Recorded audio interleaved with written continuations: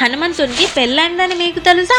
ఇప్పుడు తెలుసుకుందాం రండి. తెలంగాణలోని ఖమ్మం జిల్లాలో ఒక గుడి ఉంది. అందులో హనుమంతునితో పాటు సువచ్చలను కూడా కొలుస్తారు. అయితే హనుమంతునికి పెళ్ళైనా కూడా బ్రహ్మచారి అని ఎందుకు పిలుస్తారు? హనుమంతుని గురువైన సూర్య భగవానునికి 9 దివ్య విద్యలు తెలుసు.